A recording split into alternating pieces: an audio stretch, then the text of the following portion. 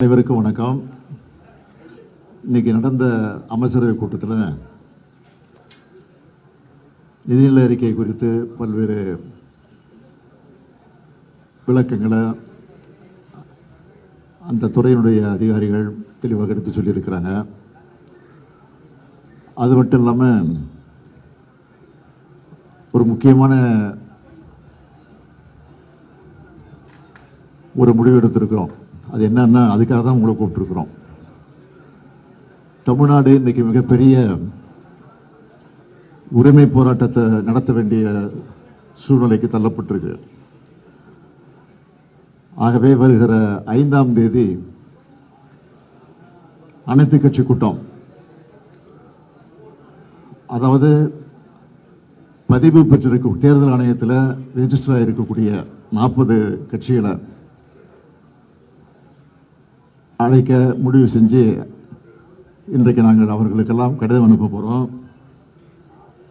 எதுக்குன்னு கேட்டிங்கன்னா, தொகுதி மறுசீரமைப்பு விஷயமா. ஏன்னா தொகுதி மறுசீரமைப்பு பேரில் தென்னிந்தியாவுடைய தலைக்கு மேலே ஒரு கத்தியை தொங்கிக்கிட்டு இருக்கு. இப்போ எதுக்காக சொல்கிறேன்னா, எல்லா வளர்ச்சி குறியீடுகள்லையும் முதன்மை மாநிலமாக இருக்கக்கூடிய தமிழ்நாடு கடுமையாக பாதிக்கப்பட்டிருக்கு. இப்போ தமிழ்நாட்டில் மொத்தம் 39 தொகுதிகள் இருக்கு. நாடாளுமன்ற தொகுதிகள் 39 இருக்கு. இதை குறைக்கிற அபாயம் ஏற்பட்டிருக்கு. ஒன்றிய அரசு 2026ஆம் ஆண்டில் மக்களவைத் தொகுதியுடைய எண்ணிக்கையை மறுசீரமைப்பு செய்ய போறாங்க. பொதுவாக இதெல்லாம் மக்கள் தொகையை கணக்கிட்டு தான் செய்யப்படுது. மக்கள் தொகை கட்டுப்படுத்தல் என்பது இந்தியா நாட்டுடைய மிக முக்கியமான இலக்கு. அந்த இலக்கை பொறுத்த வரைக்கும் நம்ம தமிழ்நாடு வெற்றி பெற்றிருக்கு. அது எல்லாருக்கும் தெரியும். பல பத்தாண்டுகளாக வெற்றிகரமான குடும்ப கட்டுப்பாடும், பெண்கள் கல்வி மற்றும் சுகாதார முன்முயற்சிகள் மூலம் நாம் இதை சாதிச்சிருக்கிறோம். மக்கள் தொகை குறைவாக இருக்கிற காரணத்தினாலே நாடாளுமன்றத்தினுடைய எண்ணிக்கையும் குறைக்க வேண்டிய ஒரு சூழ்நிலை ஏற்பட்டிருக்கு. இப்போ நாடு முழுக்க இருக்கக்கூடிய மக்களவை அடிப்படையில் தொகுதிகளை பிரித்தா தமிழ்நாட்டில்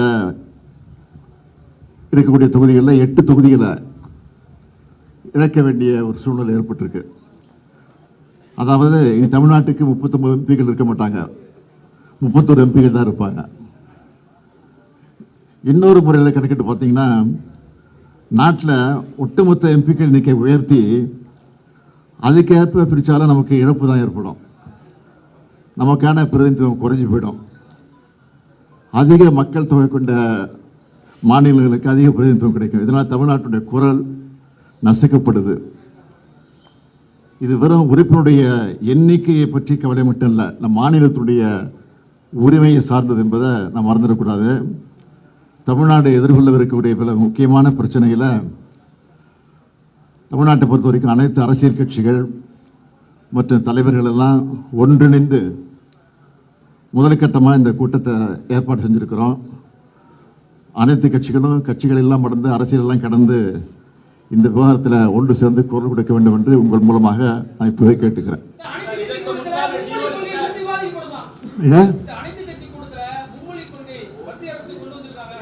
அதாவது இது அனைத்து என்ன கேட்டீங்க, மும்மொழி கொள்கை மட்டும் இல்லை, நீட்டு பிரச்சனை, மாநில அரசுக்கு தர வேண்டிய நிதி பிரச்சனை, எல்லா பிரச்சனைகளுக்கும் நீங்கள் கேட்குற மும்மொழி கொள்கை, இந்த பிரச்சனைகளுக்கெல்லாம் தீர்வு காணணும்னா நம்ம எம்பிக்கள் அதிகமாக இருந்தால் தான் குரல் கொடுக்க முடியும். ஆக அதுதான் முக்கியத்துவம். ஆக அதை தான் அடிப்படையை வச்சு தான் கொடுத்த கூட்டம்.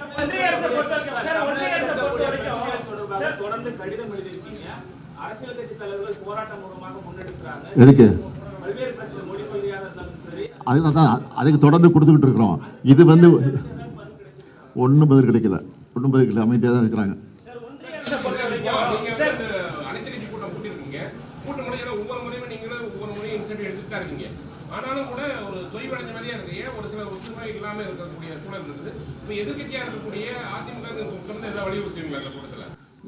அதிமுக வர போறாங்களா?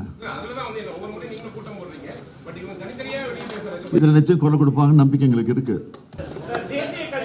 தேசிய கல்விக் கொள்கையை வந்து ஏற்றுக்கணும், மும்மொழி கொள்கையை ஏற்றுக்கணும் அப்படின்னு சொல்லி ஒன்றிய அரசு தொடர்ச்சியா வந்துட்டு சொல்லிட்டு இருக்காங்க. தமிழ்நாட்டை பொறுத்த வரைக்கும் யாரும் சொல்லணும். ஒரு மொழி போருக்கு மத்திய அரசு வித்துடுன்னு சொல்லி நீங்க நினைக்கிறீங்களா? 1960 நிச்சயமா வித்துடுது. அதுக்கு நாங்கள் தயாராக இருக்கிறோம்.